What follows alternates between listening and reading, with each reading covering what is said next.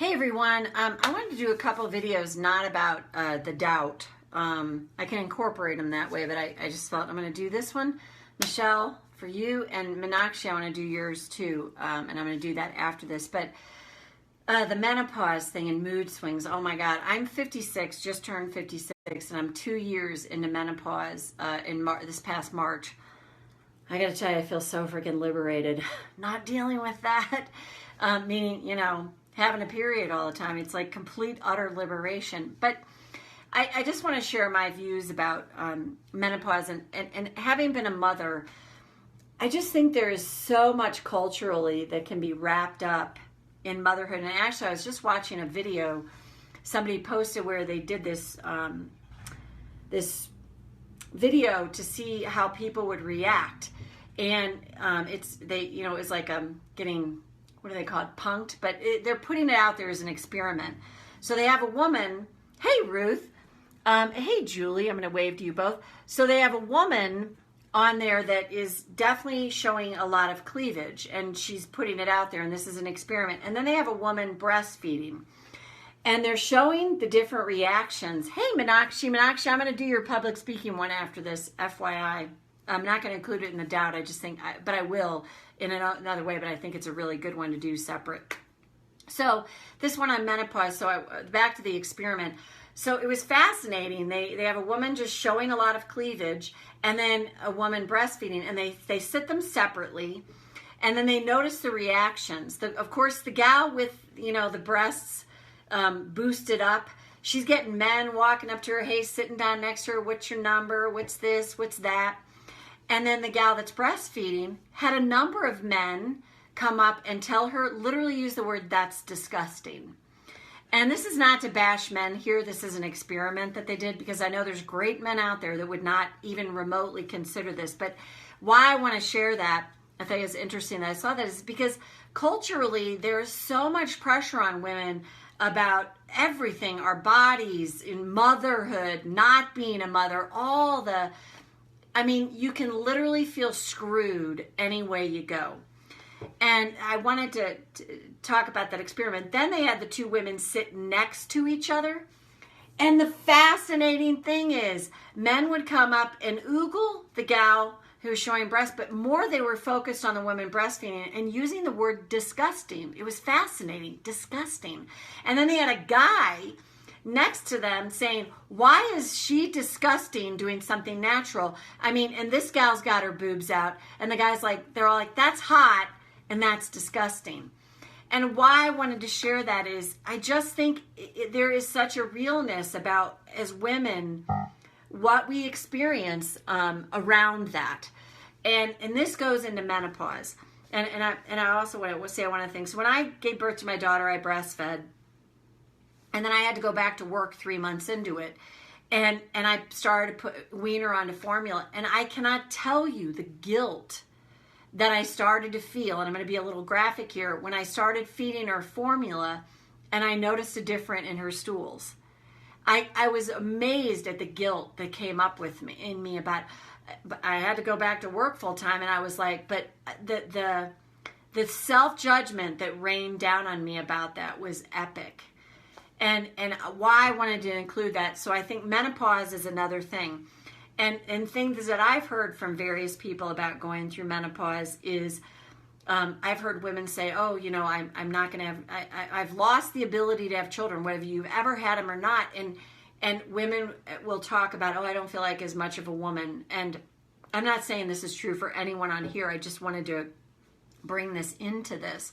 And then the mood swings. Never had a mood swing in my life. Ever. Right. Is my nose growing? Oh my God. And the mood swings, because if you think about it, hormonally, our bodies are changing. And they're changing. And things happen with that. And when hormones are like changing and starting to recalibrate, I have this now, and I'm through 2 years into menopause, where all of a sudden one day, like I said, I think I'm calm and peaceful. I get two hangers stuck together, and I'm like that. And then the judgment of self about that. And then I'm like, whoa, Marti, you're just getting triggered. So all of this said, I just think it's important to share in here. And then let's do some tapping on menopause and mood swings and the judgment. I mean, everywhere you turn, there's always an opportunity to judge yourself for something. And then that can create fear.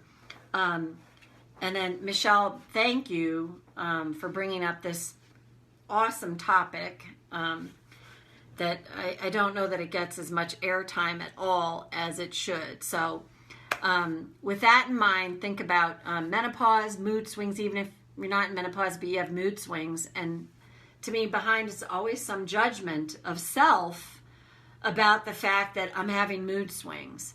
I know that's true for me. For me, it's like if I'm, like I said, calm and peaceful, and all of a sudden 2 hangers are stuck together and I'm losing my screws. And then I go, oh my God, what's wrong with me?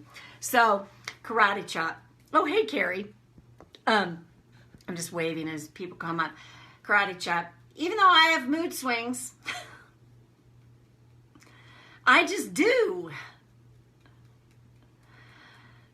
Menopause or not.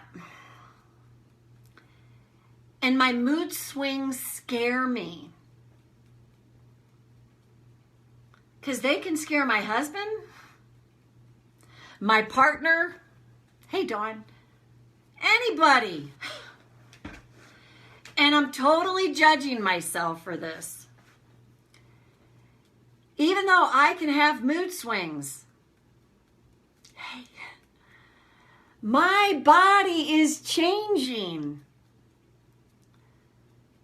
My hormonal balance is recalibrating. And I can really judge myself and get down on myself for my mood swings. I choose to acknowledge my feelings now. I have mood swings. And they come out of nowhere. And then the judgment just parachutes in. Oh my God, what's wrong with me? Oh my God, I'm scaring somebody. Oh, they're not going to tolerate it. They're going to want to get rid of me. All the judgment raining down on me around my mood swings. And that's what causes me the biggest problem. They might be judging me. That might be true. But my inner judgment, man, it's epic. And that just creates more resistance. What if it's possible? Oh my God. To find humor in my mood swings? Eek. But what if it is? What if I can fly my freak flag high? I am having mood swings. My body is adjusting, recalibrating. Not too shocking, I can have mood swings. But man, I can judge myself. What if I can find some humor in this? And most importantly, what if I could forgive myself? Maybe I did scare them. Maybe they are frustrated. And that thought really scares me. But what if this is an opportunity to get in touch with something and release it? What if it's a divine assignment?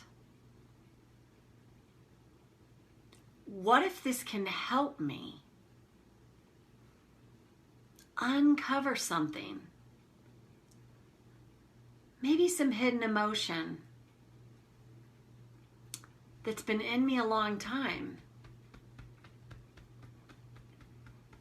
What if instead of breaking down with mood swings,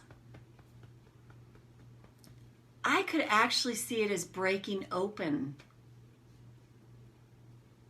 and then having a breakthrough and releasing more of the judgment. Maybe my mood swings have some information to tell me. Hey, Cynthia. What if there's some pretty incredible information here, and on the other side of it is a breakthrough? I like that idea a lot. And I may not be there yet, but these thoughts sure feel better than all the self-judgment I can rain down on myself about mood swings. I've seen mood swings in my partner, in colleagues, in children. We kind of all have them at times. And what if my only job right now is to release the judgment I have about mood swings? What if they could actually become a so what? Or a divine assignment that can help me really experience something that creates a breakthrough for me? I may not believe this yet, but I sure like these thoughts better than the self-judgment that somehow I'm a freak or I'm going to push him away because of mood swings. There's a lot about me to love beyond mood swings. And what if I can take that inventory right here and now? And then take a breath. I'm going to share a personal story. I wouldn't call this a mood swing. Well, maybe it is. Actually, it is. So, the other night, we have a cat, Manny. Pain in the ass. He can be. He just seems to have these magical knowing moments of coming in the middle of the night when you're dozed off and he wants food. He barks louder than our dogs. So the other night he came in and my husband and I were sleeping, and I was in that, like, if you've ever had that sleep where it's just a heavy sleep, and I was in the middle of a heavy sleep, and I remember kind of hearing him, but when I'm home by myself, it doesn't matter. I'll get up and get him out. But I remember hearing him, and then I heard my husband get up. Like, I just felt so, like, out of it, sleep. And then all of a sudden, my husband comes in and asks me something, and I kind of groggily answer him. And then he comes back in, and he's frustrated. And he comes into the bedroom at 2 o'clock in the morning with a force, and he's like, "Where is that food?" At least that's how it sounded to me. And he admitted he was frustrated. Hey, Cameron. And he admitted he was frustrated. Well, guess what I did? And I do this for a freaking living. So note to self, I get up and I'm like, "I'll take care of it. I'll go in the kitchen. I'll do it. Go to bed." Like, I am barking back at him. I am so triggered. And I go in the kitchen and you talk about, like, you could call, I was flying my freak flag really high. And I'm like all of a sudden, then my other cat comes in. She wants tuna, and then the dogs come out, and I've got this whole fur family in my kitchen, and I am like pissed. And I'm like banging dishes and all this stuff. And I go back into the bedroom. I don't know what I said. Honest to God, I don't remember. And he said something about stop yelling at me. And I'm like, and I literally, you guys, I could say it here on Facebook. I said, fuck you. You woke my ass up in the most aggressive way. And I literally like said that.